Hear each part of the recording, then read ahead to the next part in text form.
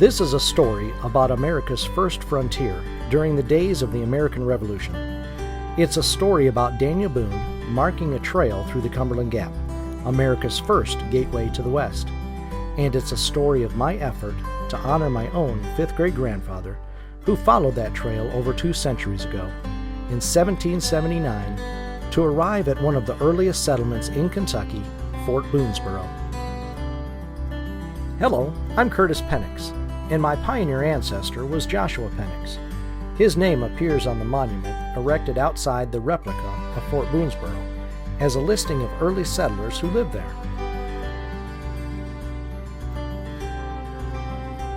I undertook my own expedition to walk in his footsteps across 200 miles in the spring of 2015, on the 240th anniversary of Daniel Boone's famous effort to mark that route still remembered today as Boone Trace. This is my story, and it's a part of America's story.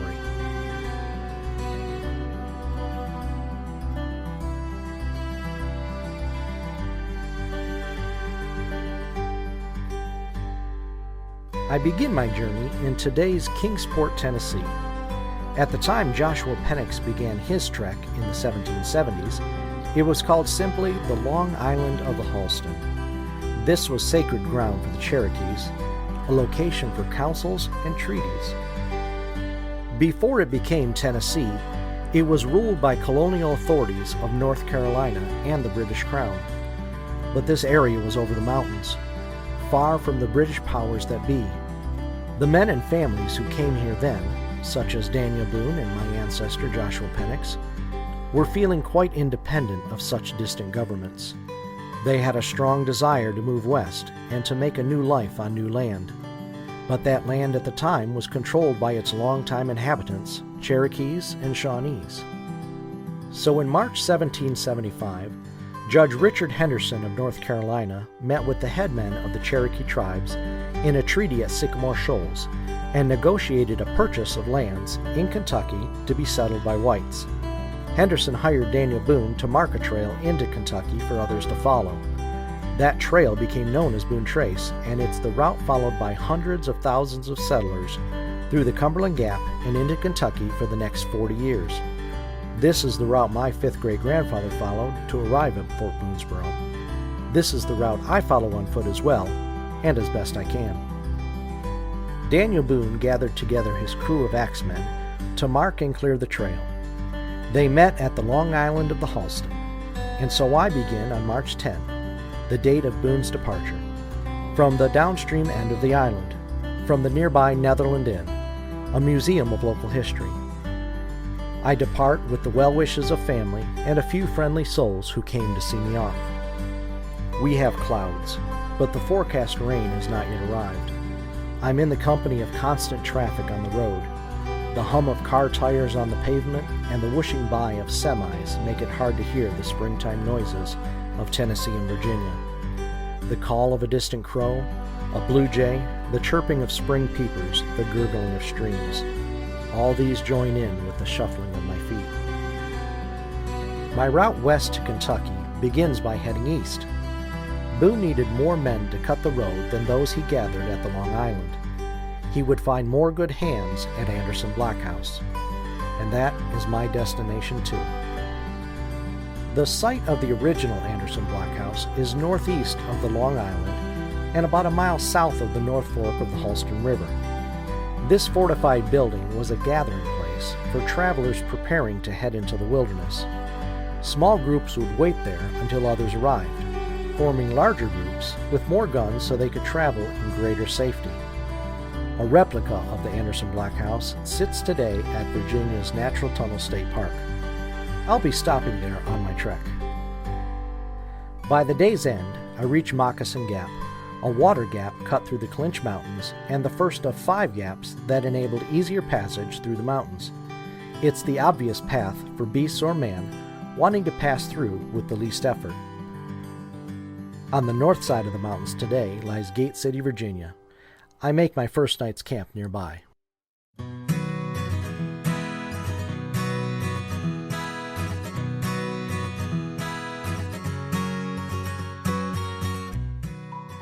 After preparing my breakfast and packing up, I walk west from Gate City through the valley on the north side of Clinch Mountain. Yesterday's constant drone of traffic has disappeared, and I can hear the gurgling of Little Moccasin Creek. The road has scattered country homes and large tracts of wooded land. I pass out of the watershed for Little Moccasin Creek and begin to descend along the road now paralleling Troublesome Creek. For me today, the creek lives up to its name. Where it flows into the Clinch River at Spears Ferry, I had intended to ford the river, but today, thanks to the spring snowmelt, Clinch River is well out of its banks. Disappointed that I cannot ford the river as Grandpa Joshua did, I cross at the bridge along U.S. Highway 58 and walk on, headed for Natural Tunnel State Park along Stock Creek. Tonight, I sleep inside the replica blockhouse at Natural Tunnel State Park. The Daniel Boone Wilderness Trail Association built and maintains the blockhouse here in the state park to educate visitors about the pioneer experience. Tonight I fall asleep with the sweet smells of hand-hewn lumber and hardwood smoke. The crackle of the fire blends well with the sounds of rain high above me on the roof. Good night, Grandpa.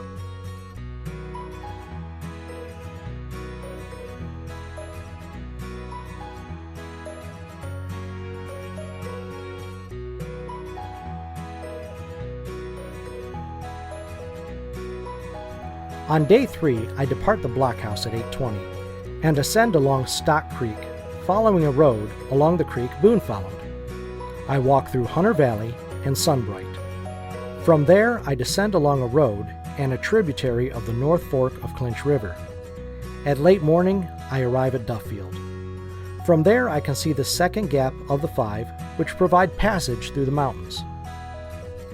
From recent rains, I find the climb up Powell Mountain to Cane Gap a washed-out mess. I'm joined on the climb by Ron Short, period musician and reenactor with the Daniel Boone Wilderness Trail Association. Cane Gap is covered with boulders and toppled trees, but in the 1700s, it was a popular resting spot. A small rock outcropping offered travelers shelter for the night, but I walk on, descending the western side of Powell Mountain into the Wallen Creek Valley. When I reach the valley floor, I am met by a local couple. They have been watching me with binoculars from their back porch as I descend from Cane Gap. Word of my trek has made the news. Later that evening, a nice area couple tracks me down and offers me this old log home built in 1835 for my night's lodging. The cabin is a touch of history, and I sleep well.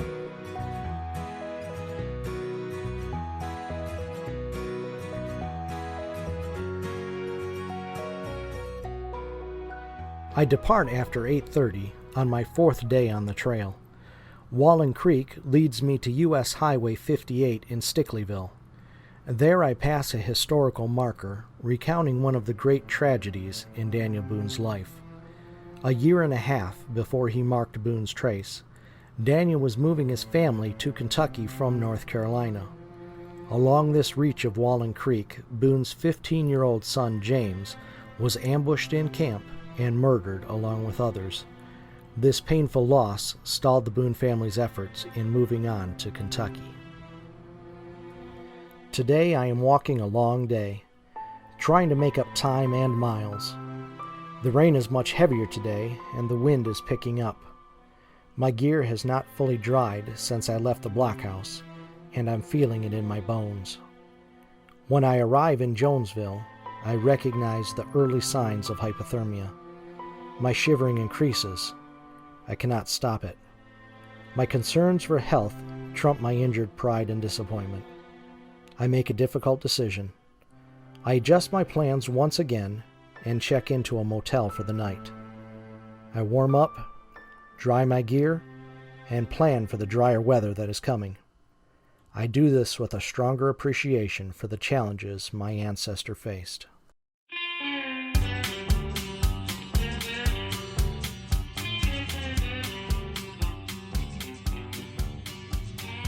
I depart after 8:30, heading west from Jonesville toward Cumberland Gap along U.S. Highway 58. I intend to reach Rose Hill, the site of the original Martin Station. Today's only scenery is blacktop and guardrail. The fog covers the imposing mountains to my right, and the rain keeps my head down. Walking is easier, I find. I must have trail legs now. But in Rose Hill, I discover I have more to learn about being a pioneer. I wanted to do this trip just like Grandpa Joshua did in 1779. Self-reliant and carrying everything I needed with no help, I thought. But as I learned, that was not how the pioneers did it themselves. Pam Eddy, a ranger at Cumberland Gap National Historical Park, and an expert reenactor, found me along my route in Rose Hill. She shared some historical perspective. The original pioneers, like my Grandpa Joshua, she said, had help on their journeys all along the way. In the late 1700s, there were blockhouses and stations offering shelter, and merchants there were selling feed for the animals and supplies for the travelers to keep the families going. Large groups traveled together for safety. It seems that wilderness was already a community then, helping each other and building that very American way of life by working together to accomplish their dreams. So if I'm going to truly walk with Grandpa Joshua, I need to pull my head out of my backpack and walk with a sense of community, and not just walk through these communities all along the way. Lesson learned. Thanks, Pam.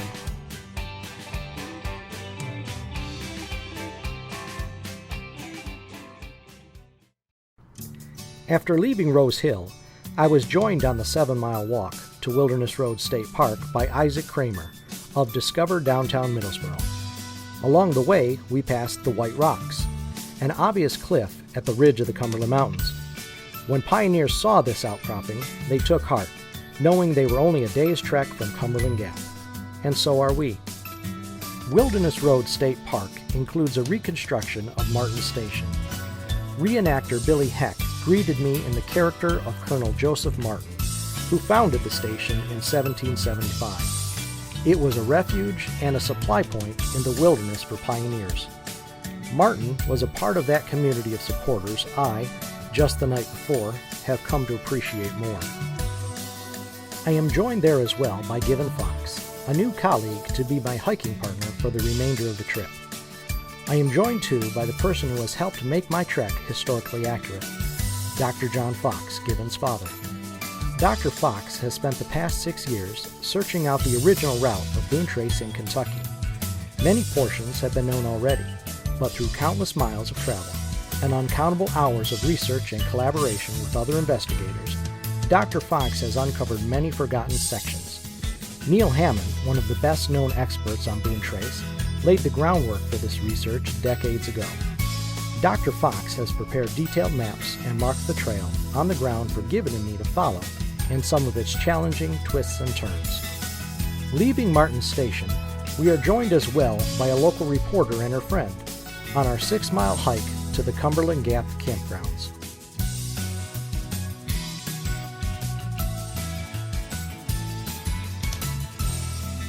We depart the Cumberland Gap campground at 8 o'clock, excited to be crossing through the historic Cumberland Gap this morning, America's first gateway to the west. This is the third and the grandest of the 5 gaps that enable our passage through this mountain corridor. It's a wind gap today, but in the geologic history of the Earth, it was carved by water eons ago. In mankind's modern era, it was first written about in the 1670s and then brought to the attention of pioneers in 1750 by Dr. Thomas Walker. But this passage was known for countless generations before the first Europeans landed on this continent. Native Americans from many tribes, including Yuchi, Cherokee, Shawnee, Iroquois, and nameless others, passed through this gap, following a path trod by the herds of buffalo, elk, and deer, migrating across the Cumberland Mountains from one foraging area to another. As we walk toward the trailhead for the final ascent to historic Cumberland Gap, we are treated to a most welcome breakfast, prepared hospitably by a local restaurant family, the Baines. We soon meet Pam Eddy and another park ranger, both reenactors dressed in period clothing. We enjoy a great moment in the saddle of historic Cumberland Gap as Pam talks about the spirit of the pioneers who passed centuries before on the very ground where we stand. Pam shares a meaning-filled message about the pioneer experience using a three-sided lamp. The 3 panes of glass in the lamp represent how they perceive their encounters, the suffering these migrants endure, and the future that awaits them. After descending the western side from the gap, our accompanying group of well-wishers and trail companions depart one by one as we leave the national park and head into Middlesboro, passing through it along a street named Wilderness Road. We follow Yellow Creek north for a while, just as Boone did, as it flows toward the Cumberland River and today's Pineville. We camp in the woods just south of town on our first night in Kentucky.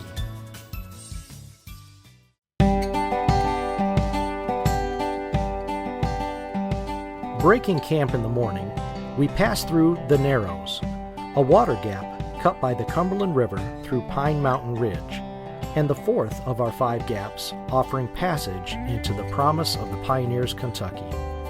We arrive at Pineville, originally called Cumberland Ford. It is one of the oldest settlements in Kentucky, dating from 1781. Pioneers crossed the river here at Cumberland Ford, gauging the depth of the water by the visibility of a large rock in the river. The river is well up today.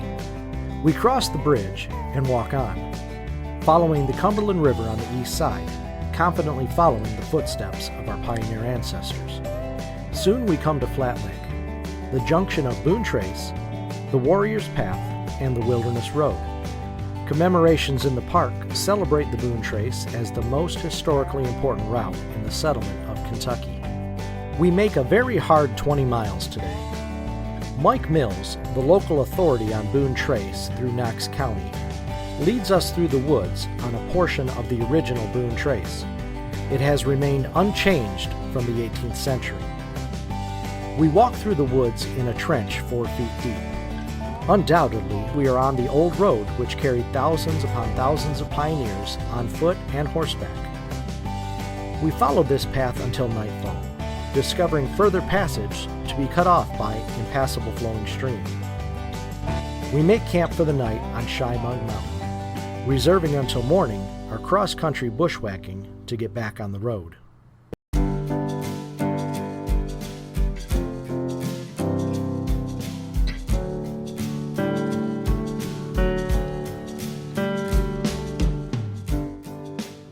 It's morning, and we resume our trek shortly after 8 o'clock, making our way back to a road that leads us onward. But we turn the wrong way, walking about a mile before Doug Bargo, who has been looking for us elsewhere, finds us headed in the wrong direction. With correction made, our helpful pathfinder joins us on our trek of 16 miles, bound for Raccoon Springs. This is one of Daniel Boone's favorite camping spots. The good, clear water made it a regular stop for travelers following Boone Trace. After 21 miles of walking on grueling blacktop, we reach Raccoon Springs with scalded feet. We are blessed with cool water to drink and mighty fine accommodations thanks to the landowner. She offers a small cabin with a wood stove and 2 soft cots.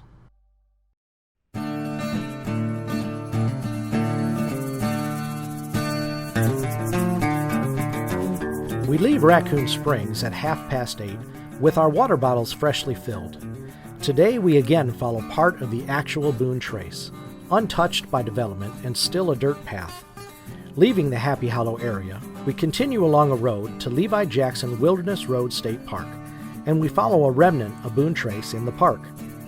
There too is a stark reminder of the struggle pioneers faced in following this path into Kentucky, the mass grave for the McNitt Massacre. But also there, an old grist mill educates visitors and reminds us that the settlement eventually prevailed. We stay this evening under a carport of a house whose yard contains a Boone Trace marker placed there in 1942 as part of Kentucky's celebration of its 150th anniversary of statehood. We are sleeping on original Boone Trace.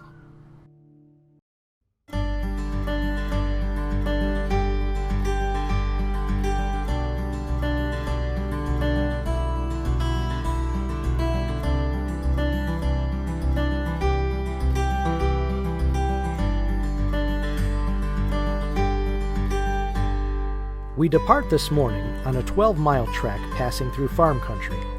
The rain has stopped, but the clouds keep the sun hidden. The terrain is getting less mountainous. At day's end, we arrive at Hazel Patch, the spot at which Skaggs Trace and Boone Trace intersect, two of the early pathways across the frontier.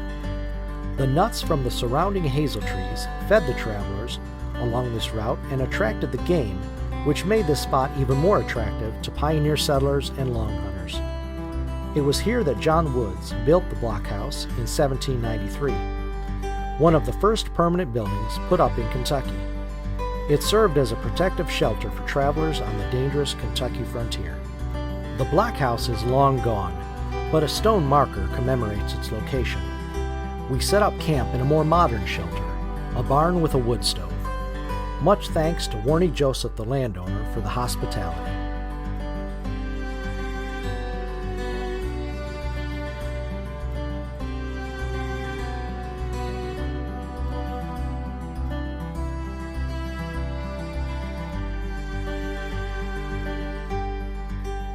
We break camp at 8 o'clock and soon enter Daniel Boone National Forest.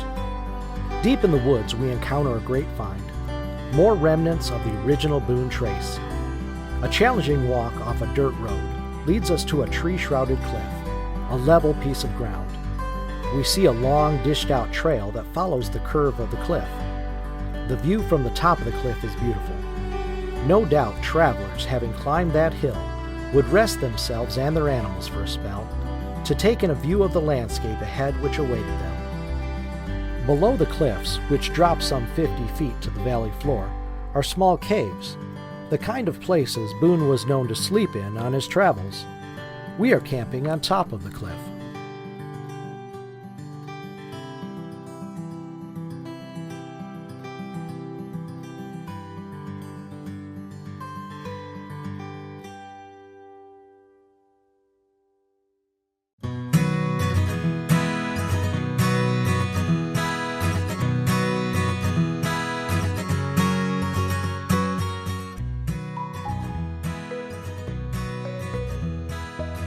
We are deep in the wilderness lands of Rockcastle County, which has rugged terrain and countryside vistas, which visitors enjoy from numerous trails on foot and bicycle.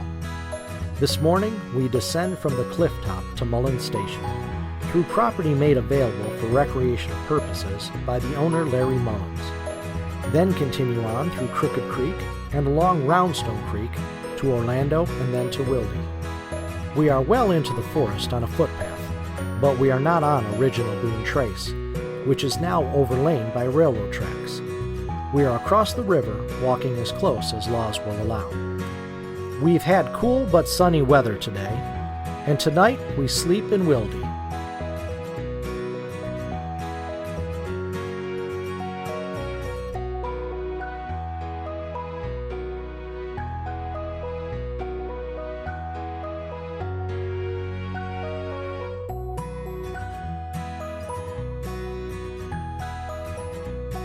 We leave the town of Wildy this morning for Berea, passing along the actual route of Daniel Boone.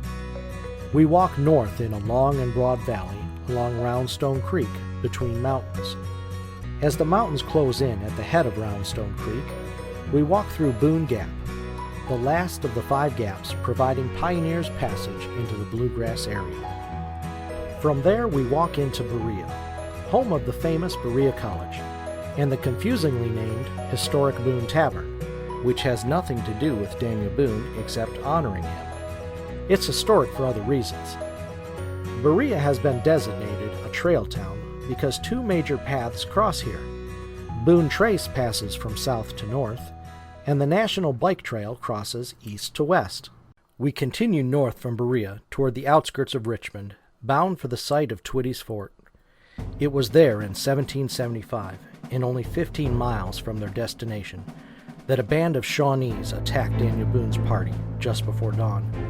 Men were killed, 2 were wounded, Felix Walker and William Twitty, both of North Carolina. After the Shawnee raiders departed, the men built 2 small cabin forts over the wounded, and remained for several days to tend to them. After Captain Twitty succumbed to his wounds, They buried him there alongside the enslaved Sam, who was also killed. The party then continued on towards the Kentucky River, carrying Walker in a litter. At the end of our day, we camp at the historic site of Twitty's Fort. The Daughters of the American Revolution own the property. A small stone monument commemorates the spot where Boone's expedition was interrupted by violence, a foreshadowing of the resistance settlers would face in Kentucky for decades to come. Our journey is almost over, and the last 15 or so miles will be easy walking. From Twitty's Fort, we head north under cloudy skies, deciding to divide the last 15 miles of our trek over 2 days. We soon follow Pumpkin Run Creek as best we can. Grandpa Joshua and Daniel Boone followed this stream to Otter Creek, but today it lies beneath Lake Reba, part of a 600-acre recreation park. We hike through the golf course following the shoreline. It's as close to the original Boone Trace as we can get. On the golf course, we are greeted by Richmond's mayor, Jim Barnes. We shake hands and talk for a moment about the history and the future of Boone Trace. Then we continue on past the dam and walk along roads which parallel Otter Creek. Heavy rains can raise it to a deadly torrent, but today Otter Creek is low and calm. The road we're on simply passes through the creek. No bridge required. We plunge in ankle deep to the other side. We soon reach Red House, an area named for a historic home which served as a tavern and a stagecoach stop in the 1800s. Today it is a beautifully restored private residence, and its owners, the Harold Butcher family, have prepared a feast for us. We enjoy the attention of the friends and neighbors, and perhaps too much barbecue, if such a thing were even possible. Tonight is our last night on the trail, and although Givan and I have been the ones doing the trekking, we could not have done it without the help and hard work of Dr. John Fox. His research and support along the trail, including driving us into one town or another for a luncheon or a meeting, was invaluable. He enabled us to walk in the footsteps of my Grandpa Joshua made 200 years ago. I am grateful for all of that. I am lying in my sleeping bag tonight on personally hallowed ground, my mind overflowing with 2 weeks and more of experiences my Grandpa Joshua and I now share. We walk into Fort Boonesborough State Park on the last day of our hike. We have reached our destination. We walk to the site of the original fort to find an unexpected group of enthusiastic greeters, our cheering family. Cameras work overtime to capture the moment of arrival of these road-weary, modern-day pioneers. There were lots of pats on the back. I imagine a hearty halloo from Grandpa Joshua. We leave the site of the original fort and walk up the hill to the replica fort, used for education and interpretation. 2 reenactors in period dress fire a salute with their rifles as we enter the gates. We're welcomed warmly and honored for our effort. We are named Kentucky Colonels.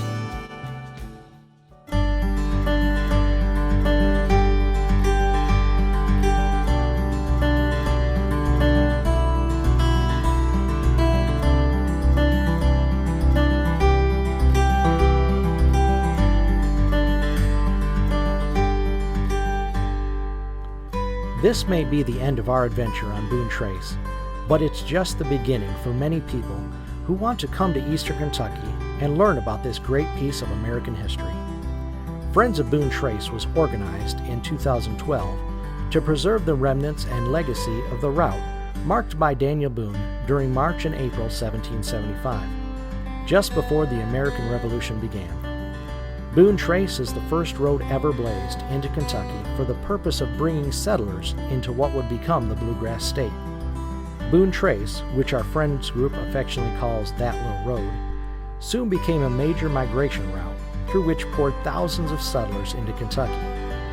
Boone Trace began America's first westward expansion during the American Revolution and for decades afterwards.